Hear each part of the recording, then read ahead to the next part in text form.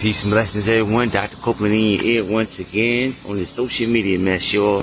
I'm out here meditating today, breathing in some fresh air, watching the sunset go down right now, listening to the crickets. There's a few birds still doing their thing. But I was sitting here studying. I got a good read, almost finished it. It's called This Is Your Brain on Parasites, family. I've been having this book for a minute. I finally broke it open. I said, let me see what's in this thing. I hear a few people here and there talking about it. I've been having it for a couple of years. And so I finally got, get into it and reading and learning a lot about different types of parasites and how some of them, they notice they control certain animals and bugs and get into their brains. Even our own brain, they can control the way we think, the way we act, and cause certain schizophrenia and stuff like that. Especially people with cats, family. I know a lot of people got it nowadays, especially in the so-called African American community or the Aboriginal community. We're starting to have more cats and dogs and stuff in our home. And personally, that wasn't heard of when I was younger. You know what I'm saying? They mainly was outside, like dogs and stuff. Cut down intruders and maybe some pests. You know what I mean? But overall, inside your house, running on your furniture, all on your counter, all over your dinette set and all that. Nah, fam. Nah. Not where I'm from, family. I'm just saying, maybe where you from, but within the last, however I noticed, within the last 10 to 15 years, there have been a change, though, family, in my communities. And I'm starting to see more of us starting to have different dogs, cats, and things in our home. Not understanding one of the toxoplasma, what's it called? Toxogandi. It's a Gondi. It's a parasite that can get into us and can even get into our brain, fam, cause schizophrenia, cause certain behavior issues. Also can even control our appetites, our moods. It's so much going on with this, our brain being, our brain on parasites, family. This is serious stuff, family. But today, I'm jumping on here because I want to down to the last couple of chapters, and I ran across a chapter that was talking about trypophobia. That's Trypophobia.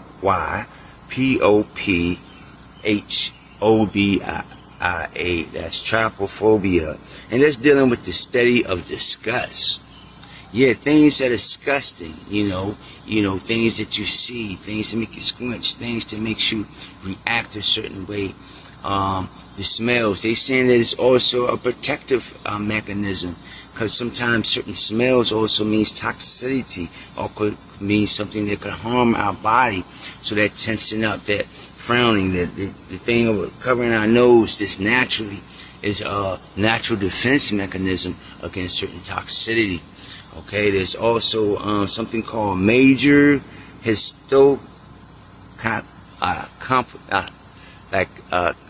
me get it right.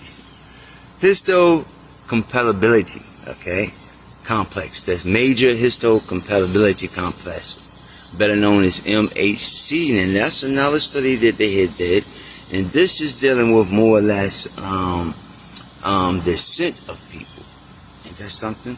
Or the scent of things, and how we are attracted to more so not this all the time, the looks of that person, or maybe not even their intelligence or any of that, but the scent of that person, the way they smell, is a certain attraction to us. Okay, and so they saying they have done these type of studies over the years, family, and found these things to be true. From their studies, you know what I mean? And I get it, you know what I mean? I know, I can get that. For me, I know definitely a female that's smelling like, just freshly got out of the shower, something smelling like fresh flowers, and just, I can't explain it. And it does stimulate you, does make your eyebrows go up, hair may go up on your neck, whatever, fam. I get it. So definitely, you know what I mean? The same thing with if that person was smelling disgusting, it would be a turn off. It'd be like, oh, heck no, we ain't doing this one, fam. You know what I'm saying? And that one is trypophobia. You know what I'm saying? The study of disgust. This also was a lady named Valerie Curtis. She won what's called the Golden Pool Award. That's right, the Golden Pool Award they used to have. I think they may still have it. Y'all can look these things up to further your education. You know what I'm saying? Then you had some of the first people that was kind of studying disgust was Charles Darwin. Okay, it's Charles Darwin. He had a book called The Expressions of the Emotions in Animal and Man, family. So people went around and studied. They still definitely studying us now with this technology and social media mess, you know, and AIs and all that. And you definitely get the chance to study every little person that posts stuff, that put the pictures up and so forth and so on. I know y'all heard about them. You know, you gotta go into your IG now and, you know, and tell them that you don't want them to use your image for a robot or something, family. They're not playing with us. So they still doing these studies, family. And that's how they even built a robot, is through the social media messes that we on, and they taking all that data and that we typing in or saying, and even what I'm saying right now to y'all, it's going to be processed and going through a computer situation and maybe even stored into what I was taught some years back, the Beast. The Beast was a big computer at that time that I was studying some decades back about in Germany.